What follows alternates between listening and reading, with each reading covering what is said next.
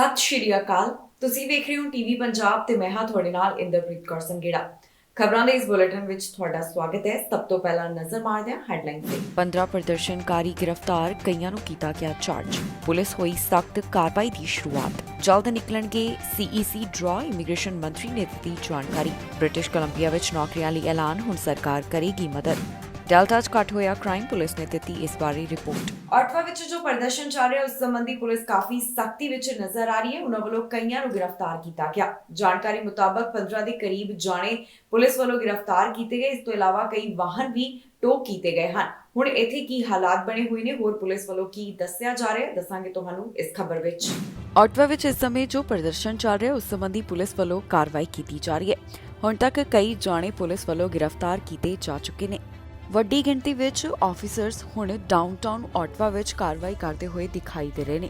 ਇਸ ਦੌਰਾਨ ਪ੍ਰਦਰਸ਼ਨਕਾਰੀਆਂ ਵੱਲੋਂ ਕਿਹਾ ਜਾ ਰਿਹਾ ਹੈ ਕਿ ਉਹ ਇਹ ਖੇਤਰ ਛੱਡ ਕੇ ਨਹੀਂ ਜਾਣਗੇ। ਦੂਜੇ ਪਾਸੇ ਆਟਵਾ ਪੁਲਿਸ ਲਗਾਤਾਰ ਹੁਣ ਸ਼ਹਿਰ ਖਾਲੀ ਕਰਵਾਉਣ ਵਿੱਚ ਲੱਗੀ ਹੋਈ ਹੈ। ਪ੍ਰਦਰਸ਼ਨਕਾਰੀਆਂ ਵੱਲੋਂ ਆਪਣੇ ਪੱਖ ਵਿੱਚ ਨਾਅਰੇ ਲਗਾਏ ਜਾ ਰਹੇ ਨੇ ਤੇ ਦੂਜੇ ਪਾਸੇ ਪੁਲਿਸ ਵਾਲੇ ਵੀ ਉਹਨਾਂ ਨੂੰ ਹਟਾਉਂਦੇ ਹੋਏ ਦਿਖਾਈ ਦੇ ਰਹੇ ਨੇ। ਪੁਲਿਸ ਦਾ ਕਹਿਣਾ ਹੈ ਕਿ ਪ੍ਰਦਰਸ਼ਨਕਾਰੀਆਂ ਵੱਲੋਂ ਬੱਚਿਆਂ ਨੂੰ ਵਿੱਚ ਲੈ ਕੇ ਆਇਆ ਜਾ ਰਿਹਾ ਹੈ, ਪਰ ਉਹਨਾਂ ਵੱਲੋਂ ਇੱਥੋਂ ਬੱਚਿਆਂ ਨੂੰ ਸੁਰੱਖਿਅਤ ਬਾਹਰ ਕੱਢਿਆ ਜਾਵੇਗਾ।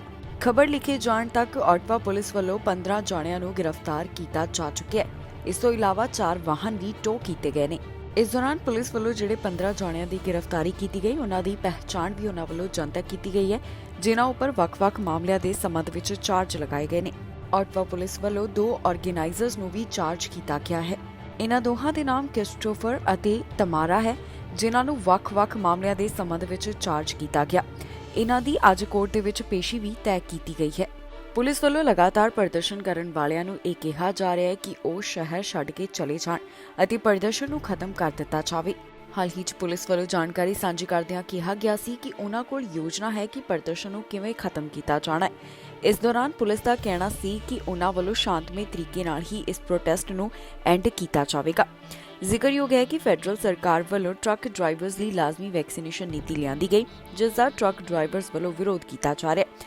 ਕਾਫੀ ਦਿਨਾਂ ਤੋਂ ਆਟਵਾ ਵਿੱਚ ਵੀ ਪ੍ਰਦਰਸ਼ਨ ਕੀਤਾ ਜਾ ਰਿਹਾ ਹੈ, ਜਿਸ ਦੌਰਾਨ ਪੁਲਿਸ ਵੱਲੋਂ ਸ਼ਹਿਰ ਖਾਲੀ ਕਰਵਾਉਣ ਸੰਬੰਧੀ ਇਨ੍ਹਾਂ ਪ੍ਰਦਰਸ਼ਨ ਕਰਨ ਵਾਲੇ ਟਰੱਕ ਡਰਾਈਵਰਸ ਨੂੰ ਚੇਤਾਵਨੀ ਦਿੱਤੀ ਗਈ ਸੀ ਕਿ ਉਹ ਜਲਦ ਤੋਂ ਜਲਦ ਸ਼ਹਿਰ ਖਾਲੀ ਨਾ ਕਰ ਦੇਣ।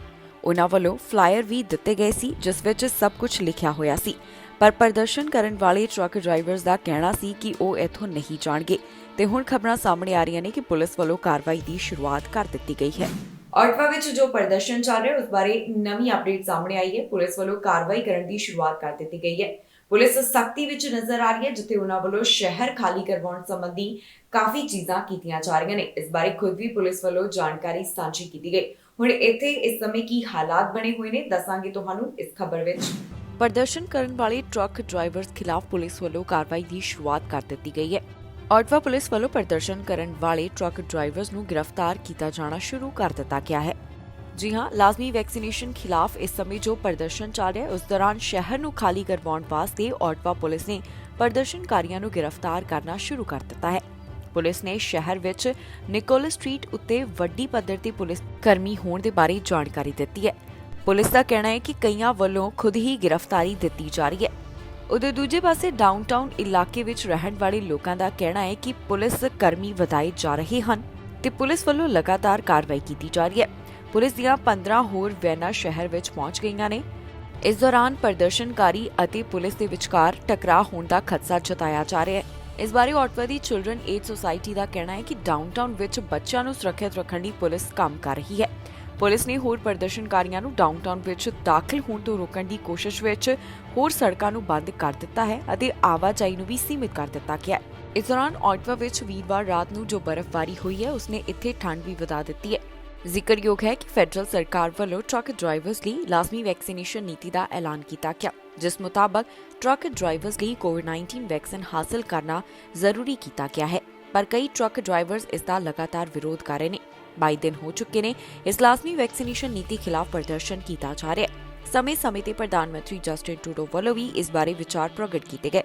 ਇੱਕ ਪਾਸੇ ਟਰੱਕ ਡਰਾਈਵਰਸ ਦੀ ਮੰਗ ਹੈ ਕਿ ਲਾਜ਼ਮੀ ਵੈਕਸੀਨੇਸ਼ਨ ਨੂੰ ਖਤਮ ਕੀਤਾ ਜਾਵੇ ਤੇ ਦੂਜੇ ਪਾਸੇ ਪ੍ਰਧਾਨ ਮੰਤਰੀ ਜਸਟਿਨ ਟਰੂਡੋ ਵੱਲੋਂ ਵੀ ਸਪਸ਼ਟ ਕਰ ਦਿੱਤਾ ਗਿਆ ਕਿ ਉਹ ਅਜਿਹਾ ਨਹੀਂ ਕਰਨਗੇ। ਇਸ ਤੋਂ ਬਾਅਦ ਆਟਵਾ ਪੁਲਿਸ ਵੱਲੋਂ ਸ਼ਹਿਰ ਖਾਲੀ ਕਰਵਾਉਣ ਸੰਬੰਧੀ ਲਗਾਤਾਰ ਪ੍ਰਦਰਸ਼ਨ ਕਰਨ ਵਾਲੇ ਟਰੱਕ ਡਰਾਈਵਰਸ ਨੂੰ ਚੇਤਾਵਨੀ ਦਿੱਤੀ ਸੀ। ਪਰ ਹੁਣ ਪੁਲਿਸ ਵੱਲੋਂ ਕਾਰਵਾਈ ਕਰਨ ਦੀ ਸ਼ੁਰੂਆਤ ਕਰ ਦਿੱਤੀ ਗਈ ਹੈ, ਜਿੱਥੇ ਉਹਨਾਂ ਵੱਲੋਂ ਕਈਆਂ ਨੂੰ ਗ੍ਰਿਫਤਾਰ ਕੀਤਾ ਜਾ ਰਿਹਾ ਹੈ, ਜਿਸ ਬਾਰੇ ਜਾਣਕਾਰੀ ਸਾਹਮਣੇ ਆ ਰਹੀ ਹੈ। ਡਾਊਨਟਾਊਨ ਇਲਾਕੇ ਵਿੱਚ ਰਹਿਣ ਵਾਲੇ ਲੋਕ ਵੀ ਜੋ ਦੇਖ ਰਹੇ ਨੇ ਉਸ ਬਾਰੇ ਕਹਿੰਦੇ ਹੋਏ ਤੇ ਦੱਸਦੇ ਹੋਏ ਨਜ਼ਰ ਆ ਰਹੇ ਨੇ। ਲਗਾਤਾਰ ਇਮੀਗ੍ਰੇਸ਼ਨ ਮੰਤਰੀ ਨੂੰ ਸਵਾਲ ਪੁੱਛਿਆ ਜਾ ਰਿਹਾ ਹੈ ਕਿ ਫੈਡਰਲ ਲੈਵਲ ਅਤੇ ਕੈਨੇਡੀਅਨ ਐਕਸਪੀਰੀਅੰਸ ਕਲਾਸ ਡ੍ਰੌਪ ਕਦੋਂ ਐਲਾਨ ਕੀਤੇ ਜਾਣਗੇ। ਅੱਜ ਇਸ ਦਾ ਇਮੀਗ੍ਰੇਸ਼ਨ ਮੰਤਰੀ ਵੱਲੋਂ ਜਵਾਬ ਦਿੱਤਾ ਗਿਆ। ਉਹਨਾਂ ਦਾ ਕਹਿਣਾ ਹੈ ਕਿ ਜਲਦ ਇਹਨਾਂ ਡਰਾਜ਼ ਨੂੰ ਦੁਬਾਰਾ ਤੋਂ ਕੱਢਣਾ ਸ਼ੁਰੂ ਕਰ ਦਿੱਤਾ ਜਾਏਗਾ। ਕਿਹੜੀ ਤਾਰੀਖ ਤੋਂ ਅਜਿਹਾ ਹੋਏਗਾ ਇਹ ਅਜੇ ਉਹਨਾਂ ਵੱਲੋਂ ਸਪਸ਼ਟ ਨਹੀਂ ਕੀਤਾ ਗਿਆ। ਇਸ ਤੋਂ ਇਲਾਵਾ ਇਮੀਗ੍ਰੇਸ਼ਨ ਮੰਤਰੀ ਦਾ ਕਹਿਣਾ ਹੈ ਕਿ ਐਕਸਪ੍ਰੈਸ ਐਂਟਰੀ ਵਿੱਚ ਹੋਰ ਜ਼ਿਆਦਾ ਚੰਗੀਆਂ ਚੀਜ਼ਾਂ ਲੈ ਕੇ ਆਉਣ ਵਾਸਤੇ ਉਸ ਨੂੰ ਫਲੈਕਸੀਬਲ ਬਣਾਉਣ ਵਾਸਤੇ ਇਮੀਗ੍ਰੇਸ਼ਨ ਵਿਭਾਗ ਵੱਲੋਂ ਕੰਮ ਕੀਤਾ ਜਾ ਰਿਹਾ ਹੈ। ਇਮੀਗ੍ਰੇਸ਼ਨ ਨਾਲ ਜੁੜੀ ਹੋਈ ਵੱਡੀ ਖਬਰ ਸਾਹਮਣੇ ਆਈ ਹੈ, ਜਿੱਥੇ ਦੱਸਿਆ ਗਿਆ ਹੈ ਕਿ ਕਦੋਂ ਤੋਂ ਕੈਨੇਡੀਅਨ ਐਕਸਪੀਰੀਅੰਸ ਕਲਾਸ ਜਾਂ ਫਿਰ ਫੈਡਰਲ ਲੈਵਲ ਦੇ ਡਰਾਅ ਕੱਢੇ ਜਾਣਗੇ। ਜੀ ਹਾਂ, ਲੰਬਾ ਇੰਤਜ਼ਾਰ ਕੀਤਾ ਜਾ ਰਿਹਾ ਹੈ ਕਿ ਕਦੋਂ ਆਖਿਰਕਾਰ ਇਮੀਗ੍ਰੇਸ਼ਨ ਵਿਭਾਗ ਵੱਲੋਂ ਕੈਨੇਡੀਅਨ ਐਕਸਪੀਰੀਅੰਸ ਕਲਾਸ ਅਤੇ ਸਕਿਲਡ ਵਰਕਰ ਡਰਾਅ ਐਲਾਨ ਕੀਤੇ ਜਾਣਗੇ। ਇਸ ਦਾ ਜਵਾਬ ਹੁਣ ਇਮੀਗ੍ਰੇਸ਼ਨ ਮੰਤਰੀ ਵੱਲੋਂ ਦਿੱਤਾ ਗਿਆ। ਇਸ ਬਾਰੇ ਇਮੀਗ੍ਰੇਸ਼ਨ ਮੰਤਰੀ ਦਾ ਕਹਿਣਾ ਹੈ ਕਿ ਜਲਦ ਹੀ ਮੁੜ ਤੋਂ ਇਹ ਡਰਾਅ ਐਲਾਨ ਕੀਤੇ ਜਾਣਗੇ। ਫਿਲਹਾਲ ਉਹਨਾਂ ਵੱਲੋਂ ਇਸ ਗੱਲ ਨੂੰ ਲੈ ਕੇ ਕੰਮ ਕੀਤਾ ਜਾ ਰਿਹਾ ਹੈ ਕਿ ਐਕਸਪ੍ਰੈਸ ਐਂਟਰੀ ਸਿਸਟਮ ਨੂੰ ਹੋਰ ਫਲੈਕਸੀਬਲ ਕਿਵੇਂ ਬਣਾਇਆ ਜਾਵੇ। ਇਮੀਗ੍ਰੇਸ਼ਨ ਮੰਤਰੀ ਵੱਲੋਂ ਪ੍ਰੈਜ਼ੀਡੈਂਟ ਅਤੇ CEO of business council of Canada ਨਾਲ ਗੱਲਬਾਤ ਕੀਤੀ ਗਈ, ਜੋ ਕਿ ਕੈਨੇਡੀਅਨ ਇਮੀਗ੍ਰੇਸ਼ਨ ਨਾਲ ਜੁੜੀ ਹੋਈ ਸੀ। ਇਮੀਗ੍ਰੇਸ਼ਨ ਮੰਤਰੀ ਦਾ ਕਹਿਣਾ ਹੈ ਕਿ ਅਜੇ ਉਹਨਾਂ ਵੱਲੋਂ ਇਸ ਤਾਰੀਖ ਦੇ ਬਾਰੇ ਤਾਂ ਨਹੀਂ ਦੱਸਿਆ ਜਾ ਰਿਹਾ ਕਿ ਕੈਨੇਡੀਅਨ ਐਕਸਪੀਰੀਅੰਸ ਕਲਾਸ ਡਰਾਅ ਕਦੋਂ ਮੁੜ ਤੋਂ ਸ਼ੁਰੂ ਕੀਤੇ ਜਾਣਗੇ, ਪਰ ਇਹ ਜਲਦ ਹੀ ਸ਼ੁਰੂ ਹੋਣਗੇ। ਉਹਨਾਂ ਦਾ ਕਹਿਣਾ ਹੈ ਕਿ ਐਕਸਪ੍ਰੈਸ ਐਂਟਰੀ ਡਰਾਅ ਪਹਿਲਾਂ ਵਾਂਗ ਜਲਦ ਹੀ ਕੱਢੇ ਜਾ ਸਕਣਗੇ। ਹਾਲ ਹੀ 'ਚ ਇਮੀਗ੍ਰੇਸ਼ਨ ਮੰਤਰੀ ਵੱਲੋਂ ਇਮੀਗ੍ਰੇਸ਼ਨ ਲੈਵਲਸ ਪਲਾਨ ਬਾਰੇ ਜਾਣਕਾਰੀ ਸਾਂਝੀ ਕੀਤੀ ਗਈ, ਜਿਸ ਵਿੱਚ ਦੱਸਿਆ ਗਿਆ ਕਿ ਕਿੰਨੇ ਇਮੀਗ੍ਰੈਂਟਸ ਦਾ ਇਸ ਵਾਰ ਕੈਨੇਡਾ ਵੱਲੋਂ ਸਵਾਗਤ ਕੀਤਾ ਜਾਵੇਗਾ। ਹੁਣ ਇਮੀਗ੍ਰੇਸ਼ਨ ਵਿਭਾਗ ਵੱਲੋਂ ਇਸ ਚੀਜ਼ ਨੂੰ ਲੈ ਕੇ ਕੰਮ ਕੀਤਾ ਜਾ ਰਿਹਾ ਹੈ ਕਿ ਐਕਸਪ੍ਰੈਸ ਐਂਟਰੀ ਸਿਸਟਮ ਨੂੰ ਹੋਰ ਜ਼ਿਆਦਾ ਫਲੈਕਸੀਬਲ ਕਿਵੇਂ ਬਣਾਇਆ ਜਾਵੇ। ਦੱਸ ਦਈਏ ਕਿ ਆਖਰੀ ਵੱਡਾ ਡਰਾਅ ਸਤੰਬਰ ਮਹੀਨੇ ਦੌਰਾਨ ਕੱਢਿਆ ਗਿਆ ਸੀ, ਜਿਸ ਤੋਂ ਬਾਅਦ ਸਿਰਫ PNP ਡਰਾਅ ਹੀ ਐਲਾਨ ਕੀਤੇ ਗਏ। ਹੁਣ ਉਮੀਦ ਪ੍ਰਗਟਾਈ ਜਾ ਰਹੀ ਹੈ ਕਿ ਜਲਦ ਮੁੜ ਤੋਂ ਇਨ੍ਹਾਂ ਡਰਾਅ ਦੀ ਸ਼ੁਰੂਆਤ ਵੀ ਕੀਤੀ ਜਾ ਸਕੇਗੀ। ਇਮੀਗ੍ਰੇਸ਼ਨ ਵਿਭਾਗ ਵੱਲੋਂ ਜਾਣਕਾਰੀ ਸਾਂਝੀ ਕਰਦਿਆਂ ਦੱਸਿਆ ਗਿਆ ਸੀ ਕਿ ਉਨ੍ਹਾਂ ਕੋਲ ਅਜੇ ਫਾਈਲਾਂ ਦਾ ਕਾਫੀ ਜ਼ਿਆਦਾ ਬੈਕਲੌਗ ਇਕੱਠਾ ਹੋਇਆ ਹੈ, ਜਿਸ ਦੇ ਨਿਪਟਾਰੇ ਨੂੰ ਲੈ ਕੇ ਉਨ੍ਹਾਂ ਵੱਲੋਂ ਕਈ ਕਦਮ ਚੁੱਕੇ ਜਾ ਰਹੇ ਹਨ। ਦੱਸ ਦਈਏ ਕਿ 2022 ਦੌਰਾਨ ਕੈਨੇਡਾ ਵੱਲੋਂ ਐਕਸਪ੍ਰੈਸ ਐਂਟਰੀ ਜ਼ਰੀਏ 55,900 ਇਮੀਗ੍ਰੈਂਟਸ ਦਾ ਸਵਾਗਤ ਕੀਤਾ ਜਾਵੇਗਾ। ਇਸ ਵਿੱਚ PNP ਕੈਂਡੀਡੇਟਸ ਨੂੰ ਸ਼ਾਮਲ ਨਹੀਂ ਕੀਤਾ ਗਿਆ। ਇਸ ਤੋਂ ਬਾਅਦ 2024 ਦੌਰਾਨ ਕੈਨੇਡਾ ਵੱਲੋਂ ਰਿਕਾਰਡ ਨੰਬਰ ਇਮੀਗ੍ਰੈਂਟਸ ਦਾ ਐਕਸਪ੍ਰੈਸ ਐਂਟਰੀ ਜ਼ਰੀਏ ਸਵਾਗਤ ਕੀਤਾ ਜਾਣਾ ਹੈ, ਜਿਸ ਵਾਸਤੇ 1,11,500 ਦਾ ਟੀਚਾ ਰੱਖਿਆ ਗਿਆ। ਬ੍ਰਿਟਿਸ਼ ਕੋਲੰਬੀਆ ਤੋਂ ਨੌਕਰੀਆਂ ਬਾਰੇ ਜਾਣਕਾਰੀ ਸਾਹਮਣੇ ਆਈ, ਜਿਸ ਬਾਰੇ ਜੌਬਸ ਮਿਨਿਸਟਰ ਰਵੀ ਕਾਲੋ ਬੋਲੇ ਨੇ। ਉਹਨਾਂ ਦਾ ਕਹਿਣਾ ਹੈ ਕਿ ਜੋ ਇੱਕ ਨੌਕਰੀਆਂ ਸੰਬੰਧੀ ਉਹਨਾਂ ਵੱਲੋਂ ਐਲਾਨ ਕੀਤਾ ਗਿਆ, ਉਸ ਤਹਿਤ ਬ੍ਰਿਟਿਸ਼ ਕੋਲੰਬੀਆ ਵਿੱਚ ਕਈ ਨੌਕਰੀਆਂ ਲਿਆਂਦੀਆਂ ਜਾਣਗੀਆਂ ਅਤੇ ਕੁਝ ਅਜਿਹੇ ਵੀ ਸੈਕਟਰ ਨੇ ਜਿੱਥੇ ਟ੍ਰੇਨਿੰਗ ਸੰਬੰਧੀ ਕਈ ਬੈਰੀਅਰ ਆਉਂਦੇ ਨੇ, ਜਿਸ ਨੂੰ ਹਟਾਉਣ ਸੰਬੰਧੀ ਉਹਨਾਂ ਵੱਲੋਂ ਪ੍ਰਧਾਨ ਮੰਤਰੀ ਜਸਟਿਨ ਟਰੂਡੋ ਦੀ ਸਰਕਾਰ ਜਾਣੀ ਕਿ ਫੈਡਰਲ ਸਰਕਾਰ ਨਾਲ ਮਿਲ ਕੇ ਖਾਸ ਉਪਰਾਲਾ ਕੀਤਾ ਗਿਆ ਹੈ। ਬ੍ਰਿਟਿਸ਼ ਕੋਲੰਬੀਆ ਸਰਕਾਰ ਵੱਲੋਂ ਨੌਕਰੀਆਂ ਬਾਰੇ ਜਾਣਕਾਰੀ ਸਾਂਝੀ ਕੀਤੀ ਗਈ।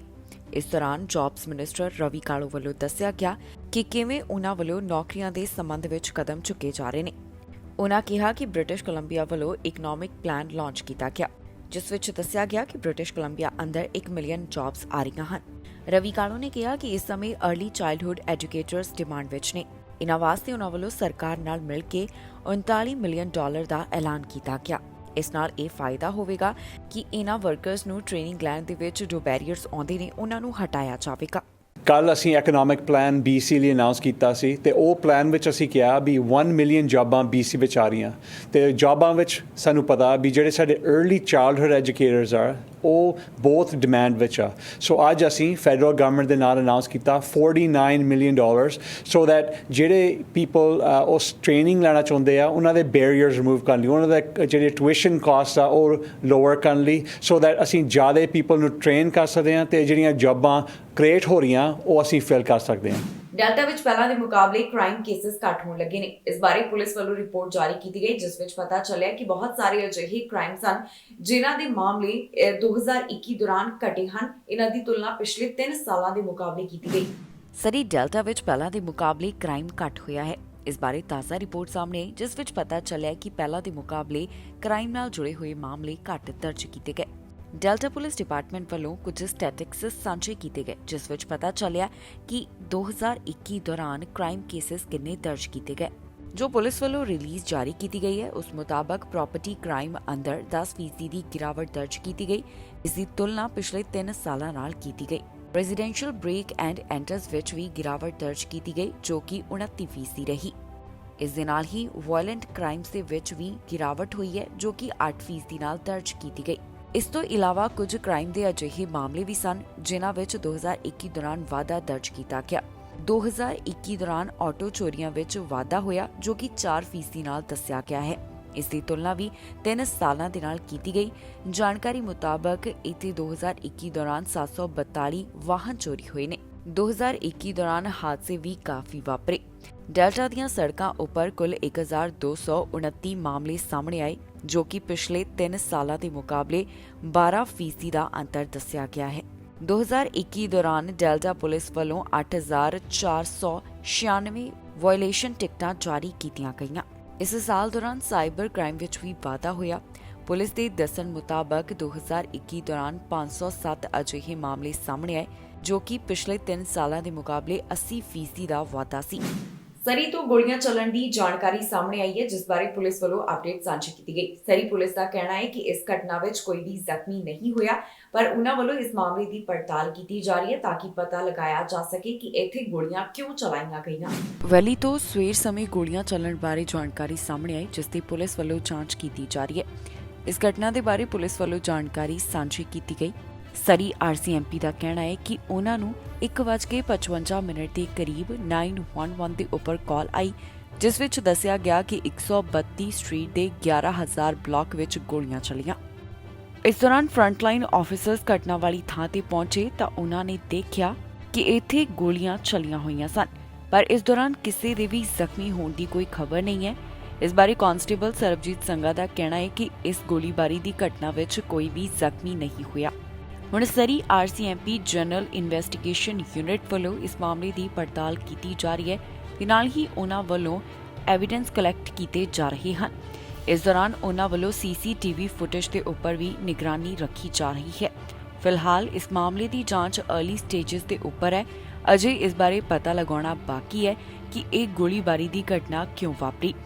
ਇਸ ਦੌਰਾਨ ਪੁਲਿਸ ਨੇ ਕਿਹਾ ਹੈ ਕਿ ਜੇਕਰ ਕਿਸੇ ਨੂੰ ਵੀ ਇਸ ਬਾਰੇ ਕੋਈ ਜਾਣਕਾਰੀ ਹੋਵੇ ਤਾਂ ਸਰੀ RCMP ਨਾਲ 6045990502 ਜਾਂ ਫਿਰ ਕ੍ਰਾਈਮ ਸਟਾਪਰਸ ਨਾਲ 180022284777 ਤੇ ਕਾਲ ਕਰਕੇ ਜਾਣਕਾਰੀ ਸਾਂਝੀ ਕੀਤੀ ਜਾ ਸਕਦੀ ਹੈ। ਰੀਟੇਲ ਸੇਲ ਦੇ ਬਾਰੇ ਅੰਕੜਾ ਸਾਹਮਣੇ ਆਇਆ ਜਿੱਥੇ ਪਤਾ ਚੱਲਿਆ ਕਿ ਦਸੰਬਰ ਮਹੀਨੇ ਦੌਰਾਨ ਰੀਟੇਲ ਸੇਲ ਕਿੰਨੀ ਦਰਜ ਕੀਤੀ ਗਈ। ਰੀਟੇਲ ਸੇਲ ਵਿੱਚ ਗਿਰਾਵਟ ਦਰਜ ਕੀਤੀ ਗਈ ਹੈ ਜਿਸ ਬਾਰੇ ਅੰਕੜਾ ਸਾਂਝਾ ਕੀਤਾ ਗਿਆ ਹੈ। ਹੁਣ ਇੱਥੇ ਕਿਹੜੇ ਸਬ ਸੈਕਟਰਸ ਵਿੱਚ ਇਹ ਗਿਰਾਵਟ ਹੋਈ ਹੈ ਤੁਹਾਨੂੰ ਸਾਰੀ ਡਿਟੇਲ ਦੱਸਾਂਗੇ ਇਸ ਖਬਰ ਵਿੱਚ। ਦਸੰਬਰ ਮਹੀਨੇ ਦੌਰਾਨ ਰੀਟੇਲ ਸੇਲ ਦਾ ਕੀ ਹਾਲ ਰਿਹਾ ਇਸ ਬਾਰੇ ਜਾਣਕਾਰੀ ਸਾਹਮਣੇ ਆਈ ਹੈ। ਓਮਿਕਰੌਨ ਵੇਰੀਐਂਟ ਦੇ ਫੈਲਾਅ ਦੌਰਾਨ ਦਸੰਬਰ ਮਹੀਨੇ ਰੀਟੇਲ ਸੇਲ 1.8% ਹੇਠਾਂ ਆਈ। ਇਸ ਬਾਰੇ ਸਟੈਟਿਸਟਿਕਸ ਕੈਨੇਡਾ ਵੱਲੋਂ ਜਾਣਕਾਰੀ ਸਾਂਝੀ ਕਰਦਿਆਂ ਦੱਸਿਆ ਗਿਆ ਕਿ ਦਸੰਬਰ ਮਹੀਨੇ 1.8% ਜਾਣੀ ਕਿ $57 ਬਿਲੀਅਨ ਰੀਟੇਲ ਸੇਲ ਘੱਟ ਹੋਈ। ਇਸ ਦੇ ਪਿੱਛੇ ਕਈ ਕਾਰਨ ਦੱਸੇ ਗਏ। ਇਸ ਪਿੱਛੇ ਇੱਕ ਕਾਰਨ ਹੈ ਬ੍ਰਿਟਿਸ਼ ਕੋਲੰਬੀਆ ਦੇ ਵਿੱਚ ਜੋ ਹੜ੍ਹ ਆਏ ਅਤੇ ਹੋਰ ਵੀ ਕਈ ਗੱਲਾਂ ਨਾਲ ਰੀਟੇਲ ਸੇਲ ਪ੍ਰਭਾਵਿਤ ਹੋਈ ਹੈ। ਏਜੰਸੀ ਦਾ ਕਹਿਣਾ ਹੈ ਕਿ ਸੇਲ 11 ਸਬ ਸੈਕਟਰਸ ਦੇ ਵਿੱਚ ਘੱਟ ਹੋਈ। ਕਲੋਥਿੰਗ ਅਤੇ ਕਲੋਥਿੰਗ ਅਸੈਸਰੀ ਸਟੋਰ ਵਿੱਚ 9.5% ਨਾਲ ਸੇਲ ਘੱਟ ਦਿਖਾਈ ਦਿੱਤੀ। ਫਰਨੀਚਰ ਐਂਡ ਹੋਮ ਫਰਨਿਸ਼ਿੰਗ ਵਿੱਚ 11.3% ਨਾਲ ਸੇਲ ਹੇਠਾਂ ਆਈ ਹੈ। ਸਟੈਟਿਸਟਿਕਸ ਕੈਨੇਡਾ ਵੱਲੋਂ ਦੱਸਿਆ ਗਿਆ ਕੋਰ ਰੀਟੇਲ ਸੇਲ ਵਿੱਚ 2.4% ਦਾ ਘਾਟਾ ਹੋਇਆ। ਇਸ ਤੋਂ ਇਲਾਵਾ ਵੋਲਿਊਮ ਟਰਮਸ ਵਿੱਚ ਰੀਟੇਲ ਸੇਲ 2.5% ਦਸੰਬਰ ਮਹੀਨੇ ਦੌਰਾਨ ਘੱਟ ਦਰਜ ਕੀਤੀ ਗਈ। ਕੈਨੇਡਾ ਸਰਕਾਰ ਵੱਲੋਂ ਜੋ ਐਮਰਜੈਂਸੀ ਐਕਟ ਲਗਾਇਆ ਗਿਆ ਉਸ ਬਾਰੇ ਪ੍ਰਧਾਨ ਮੰਤਰੀ ਜਸਟਿਨ ਟਰੂਡੋ ਬੋਲੇ ਨੇ। ਪਾਰਲੀਮੈਂਟ ਵਿੱਚ ਉਹਨਾਂ ਨੇ ਆਪਣੇ ਵਿਚਾਰ ਸਾਂਝੇ ਕੀਤੇ ਜਿੱਥੇ ਦੱਸਿਆ ਗਿਆ ਕਿ ਸਰਕਾਰ ਵੱਲੋਂ ਅਜਿਹਾ ਕਦਮ ਕਿਉਂ ਚੁੱਕਿਆ ਗਿਆ ਹੈ। ਕੈਨੇਡਾ ਸਰਕਾਰ ਵੱਲੋਂ ਮੌਜੂਦਾ ਹਾਲਾਤਾਂ ਨੂੰ ਧਿਆਨ ਵਿੱਚ ਰੱਖਦਿਆਂ ਜੋ ਐਮਰਜੈਂਸੀਜ਼ ਐਕਟ ਲਗਾਇਆ ਗਿਆ ਇਸ ਬਾਰੇ ਪਾਰਲੀਮੈਂਟ ਵਿੱਚ ਵੀ ਚਰਚਾ ਕੀਤੀ ਗਈ। ਇਸ ਦੌਰਾਨ ਪ੍ਰਧਾਨ ਮੰਤਰੀ ਜਸਟਿਨ ਟਰੂਡੋ ਵੱਲੋਂ ਵੀ ਦੱਸਿਆ ਗਿਆ ਕਿ ਉਹਨਾਂ ਨੇ ਅਜਿਹਾ ਕਦਮ ਕਿਉਂ ਚੁੱਕਿਆ। ਇਸ ਤੋਂ ਇਲਾਵਾ ਪ੍ਰਧਾਨ ਮੰਤਰੀ ਜਸਟਿਨ ਟਰੂਡੋ ਵੱਲੋਂ ਹੋਰ ਵੀ ਕਈ ਵਿਚਾਰ ਸਾਂਝੇ ਕੀਤੇ ਗਏ। ਉਹਨਾਂ ਦਾ ਕੀ ਕਹਿਣਾ ਹੈ ਆਓ ਤੁਹਾਨੂੰ ਸੁਣਾਉਂਦੇ ਹਾਂ। The blockades and occupations are illegal. They're a threat to our economy and relationship with trading partners. They're a threat to supply chains and the availability of essential goods like food and medicine. And they're a threat to public safety. Mr. Speaker, we understand that everyone is tired of this pandemic.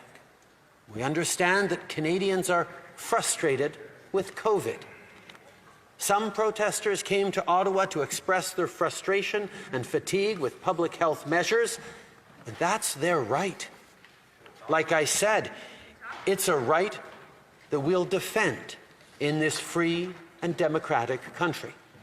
But illegal blockades and occupations are not peaceful protests. They have to stop. ਸਰੀ ਅਤੇ Abbotsford ਵਾਸਤੇ alert ਜਾਰੀ ਕੀਤਾ ਗਿਆ। ਇਹ alert overdose ਨਾਲ ਜੁੜਿਆ ਹੋਇਆ ਹੈ। ਇੱਥੇ ਓਵਰਡੋਜ਼ ਨੂੰ ਲੈ ਕੇ ਚਿੰਤਾ ਪ੍ਰਗਟਾਈ ਜਾ ਰਹੀ ਹੈ, ਜਿੱਥੇ ਦੇਖਿਆ ਜਾ ਰਿਹਾ ਹੈ ਕਿ ਪਹਿਲਾਂ ਦੇ ਮੁਕਾਬਲੇ ਜਾਣੀ ਕਿ ਪਿਛਲੇ ਕੁਝ ਦਿਨਾਂ ਦੌਰਾਨ ਇਹ ਦੇਖਣ ਵਿੱਚ ਆਇਆ ਕਿ ਸਰੀ ਤੇ ਐਪਸਫੋਰਡ ਵਿੱਚ ਓਵਰਡੋਜ਼ ਵੱਧ ਰਹੀ ਹੈ। ਵੱਧ ਰਹੀ ਓਵਰਡੋਜ਼ ਨੂੰ ਧਿਆਨ ਵਿੱਚ ਰੱਖਦਿਆਂ ਫਰੇਜ਼ਰ ਹੈਲਥ ਵੱਲੋਂ ਅਲਰਟ ਜਾਰੀ ਕੀਤਾ ਗਿਆ। ਇਹ ਅਲਰਟ ਸਰੀ ਅਤੇ ਐਪਸਫੋਰਡ ਵਾਸਤੇ ਜਾਰੀ ਕੀਤਾ ਗਿਆ ਹੈ। ਐਪਸਫੋਰਡ ਅਤੇ ਸਰੀ ਵਿੱਚ ਪਿਛਲੇ ਦਿਨਾਂ ਤੋਂ ਇਹ ਦੇਖਣ ਵਿੱਚ ਆਇਆ ਹੈ ਕਿ ਇੱਥੇ ਓਵਰਡੋਜ਼ ਵਧਦੀ ਜਾ ਰਹੀ ਹੈ। ਇਸ ਬਾਰੇ ਫਰੇਜ਼ਰ ਹੈਲਥ ਦਾ ਕਹਿਣਾ ਹੈ ਕਿ ਇਹ ਓਵਰਡੋਜ਼ ਕਈ ਸਬਸਟੈਂਸਸ ਅਤੇ ਓਪੀਓਇਡ ਨਾਲ ਜੁੜੀ ਹੋਈ ਹੈ। ਉਹਨਾਂ ਵੱਲੋਂ ਸਲਾਹ ਦਿੱਤੀ ਜਾ ਰਹੀ ਹੈ ਕਿ ਜਿਨ੍ਹਾਂ ਵੱਲੋਂ ਓਪੀਓਇਡਸ ਅਤੇ ਸਟਿਮੂਲੈਂਟਸ ਦੀ ਵਰਤੋਂ ਕੀਤੀ ਜਾ ਰਹੀ ਹੈ ਉਹ ਖਤਰਾ ਵਧਾ ਰਹੇ ਹਨ। ਫਰੇਜ਼ਰ ਹੈਲਥ ਦਾ ਕਹਿਣਾ ਹੈ ਕਿ ਜੇਕਰ ਤੁਹਾਨੂੰ ਪਤਾ ਹੈ ਕਿ ਕੋਈ ਓਵਰਡੋਜ਼ ਕਰ ਰਿਹਾ ਹੈ ਤੇ ਤੁਸੀਂ 911 ਦੇ ਉੱਪਰ ਕਾਲ ਕਰਕੇ ਜਾਣਕਾਰੀ ਸਾਂਝੀ ਕਰ ਸਕਦੇ ਹੋ। ਇਸ ਤੋਂ ਇਲਾਵਾ ਫਰੇਜ਼ਰ ਹੈਲਥ ਵੱਲੋਂ ਕੁਝ ਐਪਸ ਦੇ ਬਾਰੇ ਵੀ ਦੱਸਿਆ ਗਿਆ ਹੈ ਜਿਸ ਦੀ ਮਦਦ ਲਈ ਜਾ ਸਕਦੀ ਹੈ। ਉਹਨਾਂ ਵੱਲੋਂ ਵੈਬਸਾਈਟ ਦੇ ਉੱਪਰ ਵੀ ਸਾਰੀ ਇਨਫੋਰਮੇਸ਼ਨ ਸਾਂਝੀ ਕੀਤੀ ਗਈ ਹੈ ਕਿ ਕਿਵੇਂ ਓਵਰਡੋਜ਼ ਦੇ ਨਾਲ ਨਿਪਟਿਆ ਜਾਵੇ। ਇਸ ਦੌਰਾਨ ਨੈਸ਼ਨਲ ਓਵਰਡੋਜ਼ ਰਿਸਪੌਂਸ ਸਰਵਿਸ ਦਾ ਨੰਬਰ ਵੀ ਜਾਰੀ ਕੀਤਾ ਗਿਆ ਹੈ ਜਿਸ ਦੇ ਉੱਪਰ ਸੰਪਰਕ ਕੀਤਾ ਜਾ ਸਕਦਾ ਹੈ। ਇਹ ਨੰਬਰ ਹੈ 1888-688-6677। ਸਰੀ ਡੈਲਟਾ ਤੋਂ ਕੋਰੋਨਾ ਵਾਇਰਸ ਦੇ ਮਾਮਲਿਆਂ ਸੰਬੰਧੀ ਜਾਣਕਾਰੀ ਸਾਹਮਣੇ ਆਈ ਜਾਂ ਫਿਰ ਕਹਿ ਲਈਏ ਕਿ ਚੰਗੀ ਖਬਰ ਸਾਹਮਣੇ ਆਈ ਹੈ। ਇੱਥੇ ਪਹਿਲਾਂ ਦੇ ਮੁਕਾਬਲੇ ਕੋਰੋਨਾ ਵਾਇਰਸ ਦੇ ਮਾਮਲੇ ਘੱਟ ਹੋਣ ਲੱਗੇ ਨੇ। ਪਿਛਲੇ ਹਫਤੇ ਦੀ ਰਿਪੋਰਟ ਤੇ ਇਸ ਹਫਤੇ ਦੀ ਰਿਪੋਰਟ ਦੱਸੀ ਗਈ ਹੈ ਜਿਸ ਵਿੱਚ ਪਤਾ ਚੱਲਦਾ ਹੈ ਕਿ ਕੋਰੋਨਾ ਵਾਇਰਸ ਦੇ ਮਾਮਲੇ ਘੱਟ ਹੋਏ ਨੇ। ਸਰੀ ਡੈਲਟਾ ਵਿੱਚ ਪਹਿਲਾਂ ਦੇ ਮੁਕਾਬਲੇ ਕੋਰੋਨਾ ਵਾਇਰਸ ਦੇ ਮਾਮਲੇ ਘੱਟ ਹੋਣ ਲੱਗੇ ਹਨ। ਪਿਛਲੇ ਹਫਤੇ ਦੇ ਮੁਕਾਬਲੇ ਡੈਲਟਾ ਵਿੱਚ 50% ਕੇਸਿਸ ਘੱਟ ਦਰਜ ਕੀਤੇ ਗਏ। ਇਸ ਬਾਰੇ BCCDC ਵੱਲੋਂ ਜਾਣਕਾਰੀ ਸਾਂਝੀ ਕਰਦਿਆਂ ਦੱਸਿਆ ਗਿਆ ਕਿ ਪਹਿਲਾਂ ਦੇ ਮੁਕਾਬਲੇ ਕਿੰਨੇ ਕੇਸਿਸ ਦਰਜ ਕੀਤੇ ਗਏ ਹਨ। ਫਰੇਜ਼ਰ ਹੈਲਥ ਵਿੱਚ ਓਵਰਆਲ ਕੇਸਿਸ ਵੀ ਘੱਟ ਦਰਜ ਕੀਤੇ ਗਏ। ਪਹਿਲਾਂ ਇੱਥੇ ਐਕਟਿਵ ਕੇਸਿਸ ਦੀ ਗਿਣਤੀ 2567 ਸੀ ਜੋ ਕਿ ਘੱਟ ਕੇ 1628 ਦੇ ਉੱਪਰ ਪਹੁੰਚ ਗਈ। ਇਸ ਦੇ ਨਾਲ ਹੀ ਡੈਲਟਾ ਸਰੀ ਵਿੱਚ 455 ਤੋਂ 296 ਦੇ ਉੱਪਰ ਕੇਸਿਸ ਆ ਗਏ। ਟ੍ਰਾਈ ਸਿਟੀ ਵਿੱਚ ਪਹਿਲਾਂ 165 ਕੇਸਿਸ ਸਨ ਜੋ ਕਿ 86 ਦੇ ਉੱਪਰ ਹੁਣ ਦਰਜ ਕੀਤੇ ਗਏ। ਐਪਸਫੋਰਡ ਵਿੱਚ ਪਹਿਲਾਂ ਐਕਟਿਵ ਕੇਸਿਸ ਦੀ ਗਿਣਤੀ 159 ਸੀ ਜੋ ਕਿ ਹੁਣ 82 ਉੱਪਰ ਆ ਗਈ ਹੈ। ਇਸ ਦੇ ਨਾਲ ਹੀ ਵੈਕਸੀਨੇਸ਼ਨ ਦੇ ਬਾਰੇ ਵੀ ਜਾਣਕਾਰੀ ਸਾਹਮਣੇ ਆਈ ਹੈ ਜਿਸ ਮੁਤਾਬਕ ਨਾਰਥ ਡੈਲਟਾ ਵਿੱਚ ਪਹਿਲੀ ਡੋਜ਼ ਹਾਸਲ ਕਰਨ ਵਾਲਿਆਂ ਦੀ ਗਿਣਤੀ 94% ਹੈ। ਲੈਡਨਰ ਵਿੱਚ ਜਿਨ੍ਹਾਂ ਨੇ ਪਹਿਲੀ ਡੋਜ਼ ਲਗਵਾਈ ਉਹ 95%, ਨਾਰਥ ਡੈਲਟਾ ਵਿੱਚ 99% ਅਤੇ ਲੈਡਨਰ ਵਿੱਚ 90% ਉਹ ਲੋਕ ਹਨ ਜਿਨ੍ਹਾਂ ਵੱਲੋਂ ਕੋਵਿਡ-19 ਵੈਕਸੀਨ ਦੀਆਂ 2 ਡੋਜ਼ ਹਾਸਲ ਕੀਤੀਆਂ ਗਈਆਂ ਨੇ। ਇੱਥੇ ਤੀਸਰੀ ਡੋਜ਼ ਕਿੰਨੇ ਜਾਣਿਆਂ ਵੱਲੋਂ ਲਗਵਾ ਲਈ ਗਈ ਇਸ ਬਾਰੇ ਅੰਕੜਾ ਪੇਸ਼ ਨਹੀਂ ਕੀਤਾ ਗਿਆ। 18 ਸਾਲ ਅਤੇ ਇਸ ਤੋਂ ਵੱਧ ਉਮਰ ਵਾਲਿਆਂ ਚੋਂ ਵੀ ਜ਼ਿਆਦਾਤਰ ਲੋਕਾਂ ਨੇ ਕੋਵਿਡ-19 ਵੈਕਸੀਨ ਲਗਵਾ ਲਈ। ਨਾਰਥ ਡੈਲਟਾ ਵਿੱਚ 97%, ਲੈਡਨਰ ਵਿੱਚ 97% ਵੱਲੋਂ ਕੋਵਿਡ-19 ਵੈਕਸੀਨ ਦੀ ਪਹਿਲੀ ਡੋਜ਼ ਲਗਵਾਈ ਗਈ। ਨਾਰਥ ਡੈਲਟਾ ਵਿੱਚ 95%, ਇਸ ਤੋਂ ਇਲਾਵਾ ਲੈਡਨਰ ਵਿੱਚ 95% ਵੱਲੋਂ ਕੋਵਿਡ-19 ਵੈਕਸੀਨ ਦੀ 2 ਡੋਜ਼ ਹਾਸਲ ਕੀਤੀ ਗਈ। 12 ਤੋਂ 17 ਸਾਲ ਵਾਲਿਆਂ ਚੋਂ ਨਾਰਥ ਡੈਲਟਾ ਅੰਦਰ 96%, ਲੈਡਨਰ ਵਿੱਚ 100% ਉਹ ਹਨ ਜਿਨ੍ਹਾਂ ਨੇ ਕੋਵਿਡ-19 ਵੈਕਸੀਨ ਦੀ ਪਹਿਲੀ ਡੋਜ਼ ਹਾਸਲ ਕੀਤੀ। ਇਸ ਤੋਂ ਇਲਾਵਾ ਦੂਸਰੀ ਡੋਜ਼ ਲਗਵਾਉਣ ਵਾਲਿਆਂ ਦੀ ਗਿਣਤੀ 94% ਨਾਰਥ ਡੈਲਟਾ ਅੰਦਰ ਅਤੇ ਲੈਡਨਰ ਵਿੱਚ 99% ਹੈ। 50 ਸਾਲ ਅਤੇ ਇਸ ਤੋਂ ਵੱਧ ਉਮਰ ਵਾਲਿਆਂ ਚੋਂ 96% ਵੱਲੋਂ ਪਹਿਲੀ ਡੋਜ਼, ਲੈਡਨਰ ਵਿੱਚ 96% ਵੱਲੋਂ ਪਹਿਲੀ ਡੋਜ਼ ਹਾਸਲ ਕੀਤੀ ਗਈ ਹੈ। ਇਸ ਤੋਂ ਇਲਾਵਾ ਦੂਸਰੀ ਡੋਜ਼ ਹਾਸਲ ਕਰਨ ਵਾਲਿਆਂ ਦੀ ਗਿਣਤੀ 94% ਨਾਰਥ ਡੈਲਟਾ ਅੰਦਰ ਤੇ 95% ਲੈਡਨਰ ਅੰਦਰ ਦਰਜ ਕੀਤੀ ਗਈ ਹੈ। ਡਾਕਟਰ ਟੀਮ ਵੱਲੋਂ ਕਿਹਾ ਗਿਆ ਕਿ ਕੈਨੇਡਾ ਵਿੱਚ ਹੁਣ ਕੋਰੋਨਾ ਵਾਇਰਸ ਦੇ ਹਾਲਾਤ ਸੁਧਰ ਰਹੇ ਨੇ। ਉਹਨਾਂ ਦਾ ਕਹਿਣਾ ਹੈ ਕਿ ਜੋ ਪਹਿਲਾ ਵਕਤ ਸੀ ਜਾਣੀ ਕਿ ਬੁਰਾ ਵਕਤ ਸੀ ਉਹ ਲੰਘ ਚੁੱਕਿਆ ਹੈ, ਪਰ ਜਿਵੇਂ ਹੁਣ ਸੂਬਿਆਂ ਵੱਲੋਂ ਪਾਬੰਦੀਆਂ ਹਟਾਈਆਂ ਜਾ ਰਹੀਆਂ ਨੇ, ਜੇਕਰ ਜ਼ਰੂਰਤ ਪਈ ਤਾਂ ਫਿਰ ਤੋਂ ਇਸ ਦੇ ਉੱਪਰ ਵਿਚਾਰ ਕੀਤੀ ਜਾ ਸਕਦੀ ਹੈ। ਕੈਨੇਡਾ ਵਿੱਚ ਇਸ ਸਮੇਂ ਜੋ ਮੌਜੂਦਾ ਹਾਲਾਤ ਨੇ ਇਸ ਬਾਰੇ ਡਾਕਟਰ ਟੀਮ ਵੱਲੋਂ ਆਪਣੇ ਵਿਚਾਰ ਸਾਂਝੇ ਕੀਤੇ ਗਏ। ਉਹਨਾਂ ਦਾ ਕਹਿਣਾ ਹੈ ਕਿ ਕੈਨੇਡਾ ਕ੍ਰਾਈਸਿਸ ਫੇਜ਼ ਵਿੱਚੋਂ ਨਿਕਲ ਚੁੱਕਾ ਹੈ। ਜੀ ਹਾਂ, chief medical health officer doctor Theresa Tam ਵੱਲੋਂ ਕੋਰੋਨਾ ਵਾਇਰਸ ਦੇ ਮੌਜੂਦਾ ਹਾਲਾਤਾਂ ਦੇ ਬਾਰੇ ਵਿਚਾਰ ਸਾਂਝੇ ਕੀਤੇ ਗਏ। ਉਹਨਾਂ ਨੇ ਕਿਹਾ ਕਿ ਵੱਖ-ਵੱਖ ਸੂਬੇ ਹੁਣ ਪਾਬੰਦੀਆਂ ਵਿੱਚ ਢਿਲਦੇ ਰਹੇ ਨੇ, ਪਰ ਜੇਕਰ ਫਿਰ ਤੋਂ ਜ਼ਰੂਰਤ ਪੈਂਦੀ ਹੈ ਤਾਂ ਉਹਨਾਂ ਵੱਲੋਂ ਰੀਓਪਨਿੰਗ ਪਲਾਨ ਦੇ ਉੱਪਰ ਮੁੜ ਤੋਂ ਵਿਚਾਰ ਕੀਤੀ ਜਾ ਸਕਦੀ ਹੈ। ਇਸ ਤੋਂ ਇਲਾਵਾ ਉਹਨਾਂ ਦਾ ਕਹਿਣਾ ਹੈ ਕਿ ਪਹਿਲਾਂ ਦੇ ਮੁਕਾਬਲੇ ਕੈਨੇਡਾ ਵਿੱਚ ਹਾਲਾਤ ਸੁਧਰ ਰਹੇ ਨੇ। ਹੋਰ ਉਹਨਾਂ ਵੱਲੋਂ ਕੀ ਕਿਹਾ ਗਿਆ, ਆਓ ਤੁਹਾਨੂੰ ਸੁਣਾਉਂਦੇ ਹਾਂ। NACI continues to recommend mRNA vaccines for most people due to their excellent protection and well-established safety profiles, which are based on the large body of evidence accumulated from hundreds of millions of vaccines administered around the world. NACI recommends that the Novavax vaccine may be offered to individuals who are unable or unwilling to receive an mRNA COVID-19 vaccine. It is not currently authorized for use as a booster dose, but it may be offered as a booster to individuals who are unable or unwilling to receive an mRNA vaccine, regardless of which COVID-19 vaccine they received for their primary series. ਇਸ ਖਬਰ ਵਿੱਚ ਜਾਣਕਾਰੀ ਤੁਹਾਡੇ ਨਾਲ ਸਾਂਝੀ ਕਰਾਂਗੇ ਕਿ Canada ਦੇ ਕਿਸ ਹਿੱਸੇ ਤੋਂ ਕਿੰਨੇ ਕਰੋਨਾ ਵਾਇਰਸ ਦੇ ਮਾਮਲੇ ਸਾਹਮਣੇ ਆਏ। ਕੈਨੇਡਾ ਵਿੱਚ ਇਸ ਸਮੇਂ ਕਰੋਨਾ ਵਾਇਰਸ ਦੇ ਕੀ ਹਾਲਾਤ ਬਣੇ ਹੋਏ ਨੇ, ਜਾਣੂ ਕਰਵਾਵਾਂਗੇ ਤੁਹਾਨੂੰ ਇਸ ਖਬਰ ਰਾਹੀਂ। ਓਨਟਾਰੀਓ ਦੇ ਹਸਪਤਾਲ ਵਿੱਚ 1281 ਮਰੀਜ਼ ਕੋਵਿਡ-19 ਵਾਇਰਸ ਕਾਰਨ ਭਰਤੀ ਕਰਵਾਏ ਗਏ। ਇੰਟੈਂਸਿਵ ਕੇਅਰ ਅਧੀਨ 352 ਦੀ ਗਿਣਤੀ ਦੱਸੀ ਗਈ ਹੈ। ਸੂਬੇ ਤੋਂ 24 ਘੰਟਿਆਂ ਦੌਰਾਨ 2337 ਕਰੋਨਾ ਵਾਇਰਸ ਦੇ ਮਾਮਲੇ ਸਾਹਮਣੇ ਆਏ। ਇਨ੍ਹਾਂ ਵਿੱਚ 303 ਅਨਵੈਕਸੀਨੇਟਡ, 81 ਪਾਰਸ਼ਲੀ ਵੈਕਸੀਨੇਟਡ ਤੇ 1656 ਫੁੱਲੀ ਵੈਕਸੀਨੇਟਡ ਸ਼ਾਮਲ ਨੇ। ਹੁਣ ਤੱਕ ਸੂਬੇ ਵਿੱਚ ਕੁੱਲ 10 ਲੱਖ ਤੋਂ ਵੱਧ ਕਰੋਨਾ ਵਾਇਰਸ ਦੇ ਮਾਮਲੇ ਸਾਹਮਣੇ ਆ ਚੁੱਕੇ ਨੇ।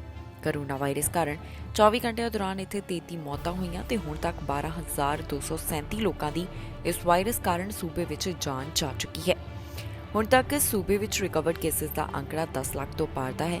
ਵੈਕਸੀਨੇਸ਼ਨ ਦੀ ਜਾਣਕਾਰੀ ਮੁਤਾਬਕ 90.3% ਇੱਥੇ ਫੁੱਲੀ ਵੈਕਸੀਨੇਟਡ ਹਨ। 92.5% ਵੱਲੋਂ ਕੋਵਿਡ-19 ਵੈਕਸੀਨ ਦੀ ਪਹਿਲੀ ਡੋਜ਼ ਲਗਵਾਈ ਗਈ ਅਤੇ ਤੀਸਰੀ ਡੋਜ਼ ਹਾਸਲ ਕਰਨ ਵਾਲਿਆਂ ਦਾ ਅੰਕੜਾ 52.7% ਦਾ ਹੈ। ਓਨਟਾਰੀਓ ਵਿੱਚ 5 ਤੋਂ 11 ਸਾਲ ਵਾਲਿਆਂ ਚੋਂ 54% ਵੱਲੋਂ ਕੋਵਿਡ-19 ਵੈਕਸੀਨ ਦੀ ਪਹਿਲੀ ਡੋਜ਼, 24.2% ਵੱਲੋਂ ਕੋਵਿਡ-19 ਵੈਕਸੀਨ ਦੇ ਦੋਨੋਂ ਡੋਜ਼ ਹਾਸਲ ਕੀਤੇ ਗਏ। ਇੱਥੇ ਟੈਸਟ ਪੋਜ਼ਿਟਿਵਿਟੀ ਰੇਟ 10.8% ਦਾ ਦੱਸਿਆ ਗਿਆ। ਕਿਊਬਿਕ ਵਿੱਚ ਹਸਪਤਾਲ ਅੰਦਰ 1000 ਤੋਂ ਵੱਧ ਮਰੀਜ਼ ਹਨ। ਇੱਥੇ ਹਸਪਤਾਲ ਵਿੱਚ 1834 ਮਰੀਜ਼ਾਂ ਦੀ ਗਿਣਤੀ ਦੱਸੀ ਗਈ ਤੇ ਇੰਟੈਂਸਿਵ ਕੇਅਰ ਅਧੀਨ 119 ਹਨ। ਸੂਬੇ ਵਿੱਚ 24 ਘੰਟਿਆਂ ਦੌਰਾਨ 1837 ਮਾਮਲੇ ਦਰਜ ਕੀਤੇ ਗਏ ਤੇ 23 ਮੌਤਾਂ ਇਸ ਵਾਇਰਸ ਕਾਰਨ ਹੋਈਆਂ। ਹੁਣ ਤੱਕ ਇੱਥੇ 9,06,466 ਕੁੱਲ ਕਰੋਨਾ ਵਾਇਰਸ ਦੇ ਮਾਮਲੇ ਸਾਹਮਣੇ ਆ ਚੁੱਕੇ ਨੇ। 13,835 ਮੌਤਾਂ ਇਸ ਵਾਇਰਸ ਕਾਰਨ ਹੋ ਚੁੱਕੀਆਂ ਨੇ। ਇੱਥੇ ਵੈਕਸੀਨੇਸ਼ਨ ਦੀ ਜਾਣਕਾਰੀ ਮੁਤਾਬਕ 91% ਦੀ ਆਬਾਦੀ ਵੱਲੋਂ ਕੋਵਿਡ-19 ਵੈਕਸੀਨ ਦੀ ਇੱਕ ਡੋਜ਼, 86% ਦੀ ਆਬਾਦੀ ਵੱਲੋਂ ਕੋਵਿਡ-19 ਵੈਕਸੀਨ ਦੀਆਂ 2 ਡੋਜ਼ ਤੇ 50% ਦੀ ਆਬਾਦੀ ਵੱਲੋਂ ਕੋਵਿਡ-19 ਵੈਕਸੀਨ ਦੀਆਂ 3 ਡੋਜ਼ ਲਗਵਾਈਆਂ ਗਈਆਂ ਨੇ। ਕੈਨੇਡਾ ਵਿੱਚ ਹੁਣ ਤੱਕ 30 ਲੱਖ ਤੋਂ ਵੱਧ ਕੁੱਲ ਕਰੋਨਾ ਦੇ ਮਾਮਲੇ ਸਾਹਮਣੇ ਆ ਚੁੱਕੇ ਨੇ। 33,000 ਤੋਂ ਵੱਧ ਮੌਤਾਂ ਇਸ ਵਾਇਰਸ ਕਾਰਨ ਹੋ ਚੁੱਕੀਆਂ ਨੇ। ਇਸ ਤੋਂ ਇਲਾਵਾ ਕੈਨੇਡਾ ਵਿੱਚ ਰਿਕਵਰਡ ਕੇਸਿਸ ਦਾ ਵੀ ਵੱਡਾ ਅੰਕੜਾ ਹੈ। ਇਸ ਦੇ ਨਾਲ ਹੀ ਜਾਂਦੇ ਇੱਕ ਵਾਰ ਫਿਰ ਤੋਂ ਨਜ਼ਰ ਮਾਰਦੇ ਹਾਂ ਹੈਡਲਾਈਨਸ ਤੇ। 15 ਪ੍ਰਦਰਸ਼ਨਕਾਰੀ ਗ੍ਰਿਫਤਾਰ, ਕਈਆਂ ਨੂੰ ਕੀਤਾ ਗਿਆ ਚਾਰਜ। ਪੁਲਿਸ ਹੋਈ ਸਖਤ ਕਾਰਵਾਈ ਦੀ ਸ਼ੁਰੂਆਤ। ਜਲਦ ਨਿਕਲਣਗੇ CEC ਡਰਾ, ਇਮੀਗ੍ਰੇਸ਼ਨ ਮੰਤਰੀ ਨੇ ਦਿੱਤੀ ਜਾਣਕਾਰੀ। ਬ੍ਰਿਟਿਸ਼ ਕੋਲੰਬੀਆ ਵਿੱਚ ਨੌਕਰੀਆਂ ਲਈ ਐਲਾਨ, ਹੁਣ ਸਰਕਾਰ ਕਰੇਗੀ ਮਦਦ। ਡੈਲਟਾ 'ਚ ਘੱਟ ਹੋਇਆ ਕ੍ਰਾਈਮ, ਪੁਲਿਸ ਨੇ ਦਿੱਤੀ ਇਸ ਬਾਰੇ ਰਿਪੋਰਟ। ਖਬਰਾਂ ਦੇ ਇਸ ਬੁਲੇਟਿਨ ਵਿੱਚ ਇੰਨਾ ਹੀ। ਫਿਲਹਾਲ ਮੈਨੂੰ ਇੰਦਰਪ੍ਰੀਤ ਕੌਰ ਸੰਗੇੜਾ ਨੂੰ ਦਿਓ ਇਜਾਜ਼ਤ ਤੇ ਤੁਸੀਂ ਵੇਖਦੇ ਰਹੋ TV ਪੰਜਾਬ।